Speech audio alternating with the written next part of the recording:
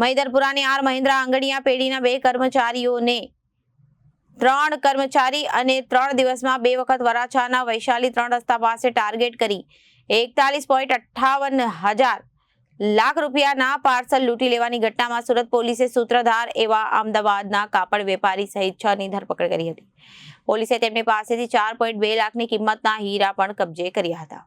Mahindra આંગડિયામાં delivery man તરીકે નોકરી કરતો નિકુલસિંહ રાજપૂત અમદાવાદ ઓફિસમાંથી સોનું ચાંદી અને હીરા સહિત 16.55 લાખની કિંમતના 25 પાર્સલ લઈને 15મી વર્ષે 4:30 વાગ્યે સિવાય ટ્રાવેલ્સની બસમાંથી વૈશાલી 3 રસ્તા પાસે ઉતર્યો ત્યારે બ્લુ કલરની કારમાં આવેલા 3 શખ્સોએ પોલીસને ઓળખ આપી અપહરણ કરી પાર્સલ અને 1000ની કિંમતનો મોબાઈલ ફોન લૂંટી લીધો હતો અને તેના ત્રીજા દિવસે આ બસમાં આવેલા બીજા ડિલિવરી મેન પ્રફુલ્લ પરસોત્તમ પટેલ અને 25.2 લાખની કિંમતના પાર્સલ ચોરી ગયા હતા. ક્રાઇમ બ્રાન્ચે વરાછા પોલીસે સંયુક્ત ઓપરેશન ગોઠવી અને ગુનાના મુખ્ય સૂત્રધાર ભરતસિંહ મનોહરસિંહ રાજ પુરોહિતને વસ્ત્રાપુર અમદાવાદના તેના ભાઈ જોગસિંહ ઉપરાંત શૈલેષ ઓબારામ રાજ પુરોહિત, શ્રવણસિંહ અને ભૂરાસિંહ રાજ પુરોહિત તથા રાજ પુરોહિતને અમદાવાદ અને રાજસ્થાનમાં છાપો મારી દબોચી લીધા હતા. લૂંટ અને ચોરીના આખો માસ્ટર પ્લાન ભરતસિંહે બનાવ્યો હતો અને તેણે 8 ટોળકી ભેગી કરી ટોળકી પાસે લૂંટ અને બીજી ટોળકી પાસે ચોરી કરાવી હતી.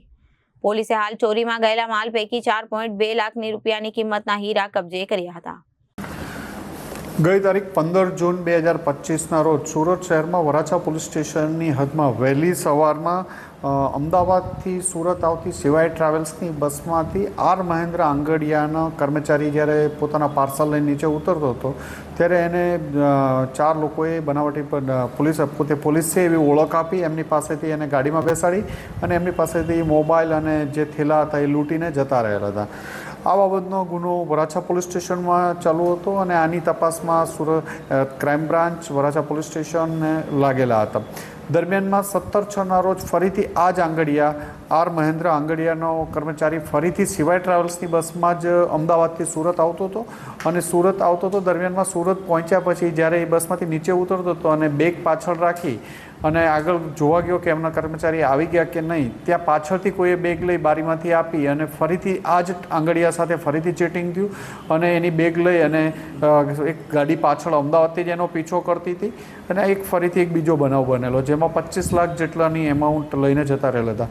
આ બંને બનાવોમાં એક જ ટ્રાવેલ્સ હોય, એક જ જગ્યાએથી એનો પીછો થતો હોય, એક જ આંગડિયા હોય તો સુરત ક્રાઇમ બ્રાન્ચની ટીમ અને જોન વન સાહેબની અલગ અલગ ટીમો કામે લાગેલી હતી. દરમિયાનમાં સુરત ક્રાઇમ બ્રાન્ચની ટીમને માહિતી મળી હતી કે આ બંને બનાવમાં એક જ ગેંગ સંડોવાયેલી છે જે ઝાલોર જિલ્લા રાજસ્થાનની ગેંગ છે અને સુરત ક્રાઇમ બ્રાન્ચના police inspector JN Zala, JN Goswami, Sodha, Vala વગેરે ટીમોએ સતત પ્રયત્ન કરીને આ લોકોને 3 જણાને પકડી પાડ્યા છે.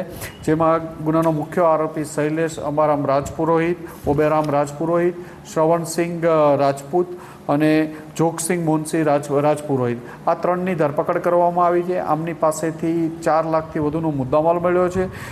શૈલેષ અને શ્રવણસિંહને ભીનમાલ જિલ્લા તાલુકામાં ઝાલોરથી પકડવામાં આવ્યા છે જ્યારે જોગસિંહ રાજપુરોહિતને અમદાવાદથી સુરત ક્રાઇમની ટીમ લાવી પૂછપરછ કરીને એમની પાસેથી 4 લાખથી વધુનો મુદ્દામાલ મળ્યો છે.